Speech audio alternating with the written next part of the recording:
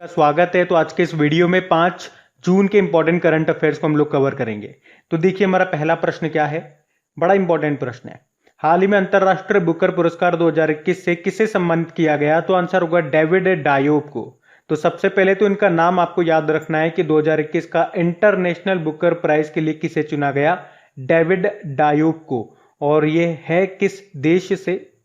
ये फ्रांस से है और ये पहले फ्रेंच ऑथर बन गए हैं ये अवार्ड पाने वाले। और इन्हें इनके novel at night all blood is black के लिए चुना गया है। और याद रखना इस बुक को फ्रेंच से इंग्लिश में ट्रांसलेट किया है किसने? एना मोस्कोवाकिस ने। तो इस पुरस्कार में जो इन्हें 50,000 यूरो मिलेंगे वो ये दोनों आधे आधे बांटेंगे, डेविड डायोप और एना मोस्कोवाकिस। अच्छा, ये तो हम लोग पढ़ रहे हैं कि 2021 का अंतरराष्ट्रीय बुकर पुरस्कार के लिए किसे चुना गया? डेविड डायोब को। ये फ्रांस से हैं और इनके novel at night all blood is black के लिए इनको चुना गया। अगर आपसे पूछा जाए कि 2020 का अंतरराष्ट्रीय बुकर पुरस्कार किसे मिला था, तो आपको याद होगा मारिके लुकास रेजिनेवल्ड को, जो कि नीदरलैंड से हैं और उनके उपन्यास डिस्कम्फर्ट ऑफ इवनिंग के लिए मिला था ये पुरस्कार। जबकि 2020 का मेन बुकर पुरस्कार मिला था डगलस स्टुअर्ट को, वो स्कॉटलैंड से हैं, उन्हें उनके उपन्यास शुगी बैन के लिए मेंस बुकर पुरस्कार मिला था 2020 का। बाकी वेलेरिया लुसेली ये मैक्सिकन लेखिका हैं और अभी उन्हें उनके उपन्यास लास्ट चिल्ड्रन आर्काइव के लिए अंतरराष्ट्रीय डबलिन साहित्य पुरस्कार 2021 मिला था। जैन गुडॉल टेम्पल्टन पुरस्कार जीता इन्होंने और Shaji NM India biodiversity award 2021 जीता था। ये केरल के हैं जहां पे उन्हें ट्यूबर मैन कहा जाता है। अच्छा, वैसे बायोडाइवर्सिटी डे कब मनाया जाता है? तो याद रखना 22 मई को। बढ़ते आगे। फिर बताइए इजराइल के नए प्रधानमंत्री अब कौन बनेंगे? तो ये भी इंपॉर्टेंट क्वेश्चन है। इसका आंसर होगा, पहले तो देखिए क्या होगा इसका आंसर, नेफ्ताली बेनेट। एक्चुअली आप जानते हो अभी इजराइल में प्रधानमंत्री कौन है? बेंजामिन नेतन्याहू है। और अब इनकी जगह आएंगे, यानी कि इनकी जगह प्रधानमंत्री बनेंगे कौन? Naftali Bennett. एक्चुअली में हुआ क्या था, अभी मार्च में चुनाव हुए थे और बेंजामिन नेतन्याहू की जो लिकुड पार्टी है उसको बहुमत नहीं मिला।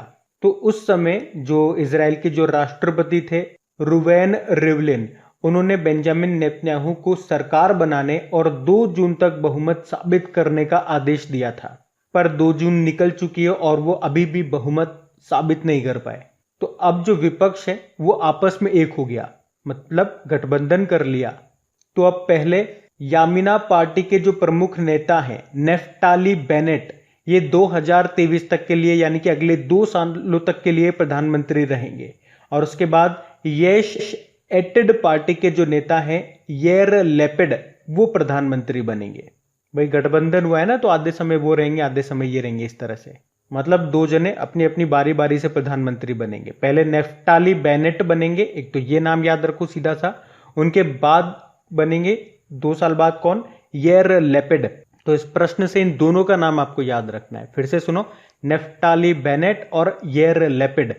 पहले बनेंगे नेफ्ताली, बाद में बनेंगे येर लेपिड। अब बात यहां पे इजराइल की है, तो ये रहा मैप में इजराइल। देखो कैपिटल इसकी जेरूसलम हो गई, करेंसी है इजरायली न्यू शेकिल। और अभी यहाँ के नए प्रेसिडेंट बन गए, क्या नाम है उनका? Isaac Herzog. तो ये नाम भी आपको याद रखना है। इजराइल की संसद को क्या कहते हैं? नेसेट कहते हैं। एक प्रश्न मैंने आपसे पूछा था कि इजराइल किस सागर से अपनी सीमा बनाता है, तो भूमध्य सागर से। और भूमध्य सागर की कुंजी किसे कहते हैं, ये प्रश्न एग्जाम में आ चुका है, तो इसको याद रखना, जिब्राल्टर संधि को कहते हैं। अभी आपको याद होगा केरल की जो सौम्या संतोष है, उनको मानद पुरस्कार नागरिकता देने का फैसला किया था इजराइल ने। और एक और प्रश्न याद रखो, अल अक्सा मस्जिद ये कहां पर है? ये है जेरूसलम में। ये मिलेगी आपको जेरूसलम इजराइल में। और अभी इजराइल के नए मोसाद प्रमुख, वहां की जासूसी एजेंसी है ये, उसके प्रमुख बने थे कौन? David Barnea. तो ये भी नाम याद रखना। बढ़ते आगे। फिर बताइए हाल ही में जारी FIH यानी कि इंटरनेशनल हॉकी फेडरेशन विश्व रैंकिंग में भारतीय पुरुष टीम किस स्थान पे रही? तो आंसर होगा 4थे स्थान पे। तो हॉकी में भारतीय पुरुष टीम ने अपना 4था स्थान बनाए रखा है। जबकि महिला टीम इंटरनेशनल हॉकी महासंघ विश्व रैंकिंग में 9वें स्थान पर रही है। हमने कहा पुरुष टीम में जो भारत की पुरुष टीम है वो चौथे स्थान पे रही और इसमें टॉप पे किस देश की टीम रही, तो बेल्जियम की। और महिलाओं की टीम में बात करेंगे तो टॉप पे नीदरलैंड की टीम है और भारतीय महिला टीम ये 9वें स्थान पे रही। ये दोनों आप याद रखना।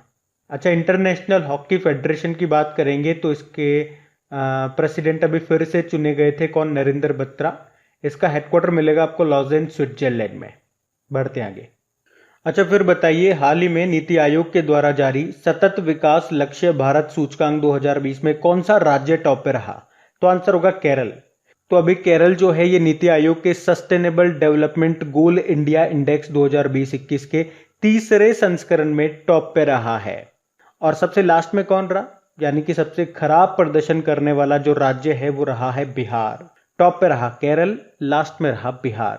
सतत विकास लक्ष्य यानी कि सस्टेनेबल डेवलपमेंट गोल्स, याद रखना, इनको 2015 में जारी किया गया था। 2015 में जारी किया गया था 2030 तक के लिए। और कितने लक्ष्य हैं? 17 लक्ष्य हैं।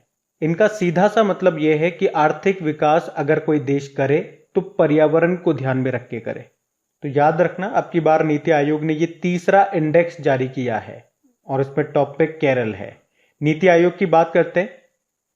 देखो, जो नीति आयोग है ये योजना आयोग की जगह लाया गया था कब? 2015 में, 1 जनवरी 2015 को। इसकी फुल फॉर्म होती है national institute for transforming India. इसके अध्यक्ष भारत के प्रधानमंत्री होते हैं जो नरेंद्र मोदी हैं, उपाध्यक्ष राजीव कुमार है और सीईओ अमिताभ कांत है। कुछ और भी सूचकांक जारी करता है, जैसे कि अभी इसने नवाचार सूचकांक इनोवेशन इंडेक्स जारी किया था, जिसमें मेजर स्टेट्स की कैटेगरी में कर्नाटक टॉप पे रहा था। उससे पहले इसने निर्यात तैयारी सूचकांक एक्सपोर्ट प्रिपेयर्डनेस इंडेक्स 2020 जारी किया था, उसमें टॉप पे रहा था गुजरात। उससे पहले स्कूल एजुकेशन क्वालिटी इंडेक्स जारी किया था जिसमें केरल टॉप पे था। हेल्थ इंडेक्स जारी किया था, उसमें भी टॉप पे केरल था। एक वाटर मैनेजमेंट इंडेक्स यानी कि जल प्रबंधन सूचकांक भी जारी किया था इसने, जिसपे टॉप पे था गुजरात। तो ये भी ध्यान रखना। बढ़ते हैं आगे। अच्छा, अभी बताइए, हाल ही में किस राज्य सरकार ने कोरोना मुक्त ग्राम प्रतियोगिता को शुरू किया? तो आंसर होगा महाराष्ट्र ने। तो पहली बात तो ये ध्यान रखना कि ये कोरोना मुक्त ग्राम प्रतियोगिता किसने शुरू की है? महाराष्ट्र ने। और इसका उद्देश्य क्या है?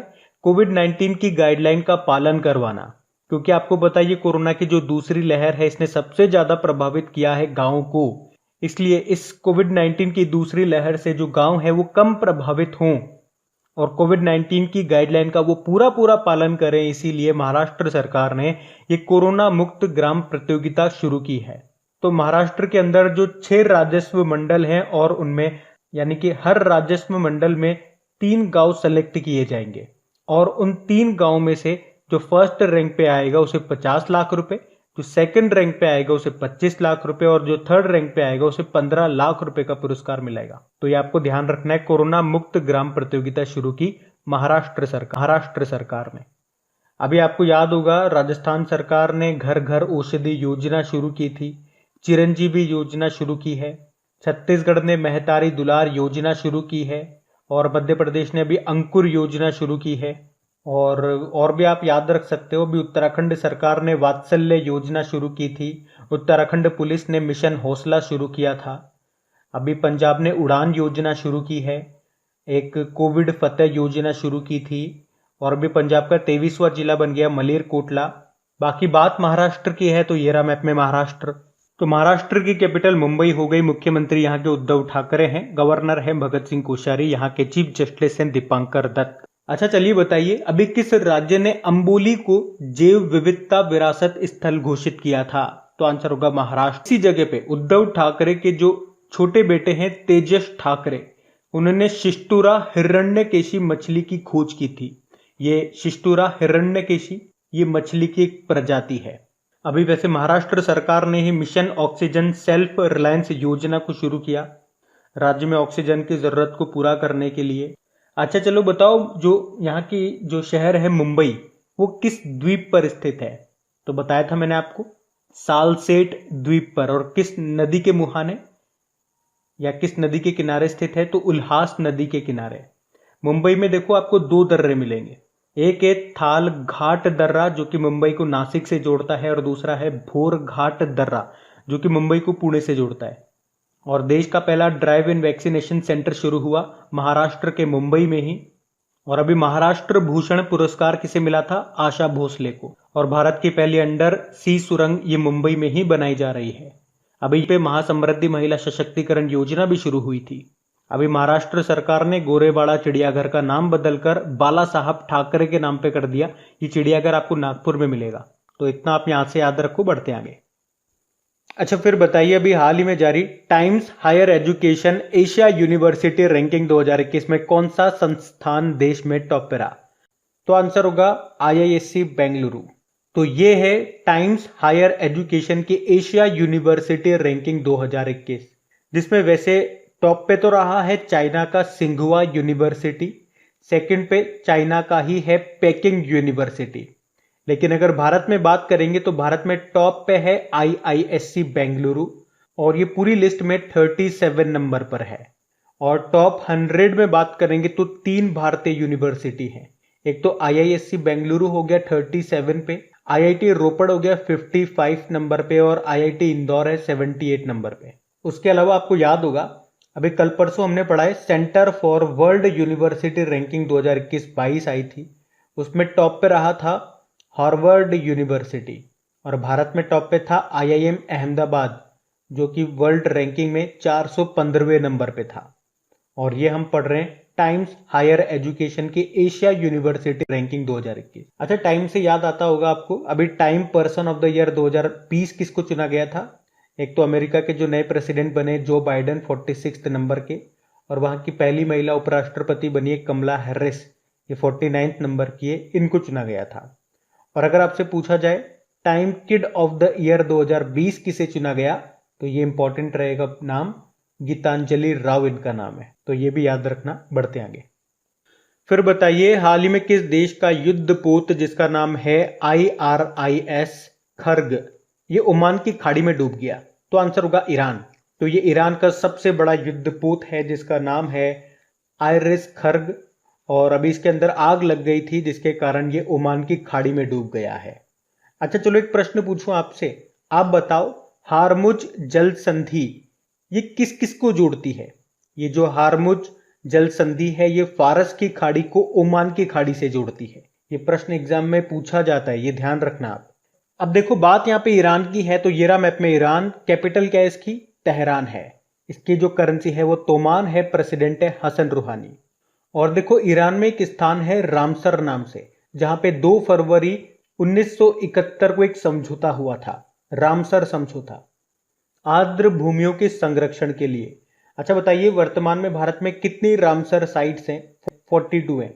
और 42 नंबर की बनी है कौन सी? लद्दाख की तसोकर झील। वैसे भी ईरान का सबसे शक्तिशाली सुपर कंप्यूटर कौन सा बना है? सीमोर्ग। बढ़ते आगे। फिर बताइए, हाल ही में बिहार ने इंजीनियरिंग और मेडिकल कॉलेज में लड़कियों के लिए कितने प्रतिशत आरक्षण की घोषणा की है? तो आंसर होगा 33%। तो अभी बिहार के जो मुख्यमंत्री हैं कौन? नीतीश कुमार। उन्होंने इंजीनियरिंग और मेडिकल कॉलेजों में लड़कियों के लिए 33% आरक्षण की घोषणा की है, ताकि साइंस के फील्ड में लड़कियों का और ज्यादा इंटरेस्ट बढ़ सके, वो ज्यादा से ज्यादा इसमें पार्टिसिपेट कर सके और उनकी संख्या इस फील्ड में ज्यादा से ज्यादा बढ़ सके। अब बात बिहार की है, तो ये रहा मैप में बिहार। देखो, बिहार की कैपिटल पटना है, मुख्यमंत्री हो गए नीतीश कुमार, यहाँ के जो गवर्नर है फागू चौहान है। और बिहार दिवस कब मनाया जाता है? 22 मार्च को, और उसी दिन वर्ल्ड वाटर डे भी होता है। अभी आपको याद होगा, बिहार ने ही हिट कोविड एप्लीकेशन को लॉन्च किया था। कोविड रोगियों को ट्रैक करने के लिए, हिट का मतलब हो गया होम आइसोलेशन ट्रैकिंग। उसके अलावा अभी संपत्ति स्वामित्व योजना यहाँ पे शुरू हुई थी। याद रखना, देश का पहला राज्य बना है बिहार अपने टेक्स्ट बुक्स के लिए ई लाइब्रेरी तैयार करने वाला। उसके अलावा 2 हरित ऊर्जा कुशल शहर वाला भारत का पहला राज्य भी बिहार ही है। और वो 2 शहर कौन से हैं? एक तो है राजगीर और एक है बोध गया। राजगीर से आपको याद होगा, पूर्वोत्तर भारत का पहला ग्लास ब्रिज बना है नालंदा जिले के राजगीर में। उसके अलावा इथेनॉल संवर्धन नीति को लागू करने वाला देश का पहला राज्य भी बिहार ही है। जबकि याद रखना, भारत का पहला इथेनॉल प्लांट की स्थापना की जाएगी छत्तीसगढ़ में। अच्छा, बिहार के भागलपुर में खुलेगा राज्य का पहला कछुआ पुनर्वास केंद्र, ये भी ध्यान रखो। और मधुबनी पेंटिंग ये किस राज्य की है? तो बिहार की है। किस नदी को बिहार का शोक कहते हैं? तो कोसी नदी को कहते हैं। और भारत का पहला और एकमात्र डॉल्फिन वाइल्ड लाइफ सेंचुरी ये मिलेगा आपको बिहार में, जिसको कहते हैं Vikramshila Gangetic dolphin wildlife sanctuary. और देखो यहाँ पे आपको वाल्मीकि नेशनल पार्क मिल जाएगा, राजगिर वाइल्ड लाइफ सेंचुरी मिल जाएगा, कैमूर वाइल्ड लाइफ सेंचुरी आपको यहाँ पे मिल जाएगा। और बिहार के बोध गया में आपको याद होगा भगवान बुद्ध को ज्ञान की प्राप्ति कहाँ पे हुई थी? यहीं पे तो हुई थी। और भगवान बुद्ध की सबसे बड़ी लेटी हुई यानी कि रिक्लाइनिंग जो प्रतिमा है वो यहीं पे बनाई जा रही है, तो ये भी ध्यान रखना। बढ़ते आगे। फिर बताइए, हाल ही में भारतीय वायुसेना के उप प्रमुख किसे नियुक्त किया गया?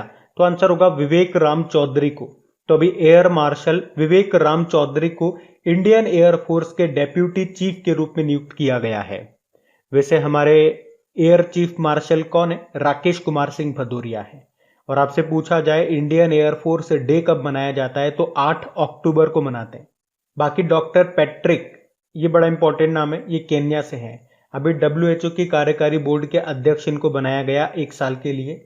इन्होंने जगह ली है डॉक्टर हर्षवर्धन की। बाकी रवनीत सिंह ये नौसेना स्टाफ के उप प्रमुख बने हैं। और Jagjit Pavadia International Narcotics Control Board की ये अध्यक्ष बनी है। इंटरनेशनल नारकोटिक्स कंट्रोल बोर्ड का हेडक्वार्टर मिलेगा वियना, ऑस्ट्रिया में। बढ़ते आगे।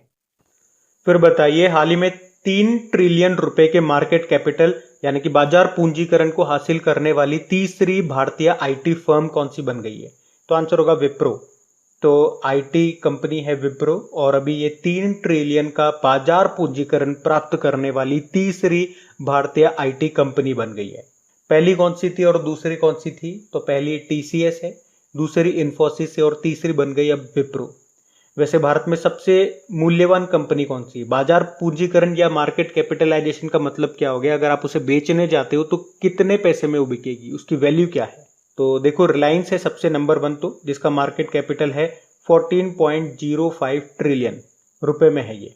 सेकंड नंबर पे TCS है 11.58 ट्रिलियन रुपए के साथ। थर्ड नंबर पे HDFC बैंक है 8.33 ट्रिलियन रुपए इसका मार्केट कैप है।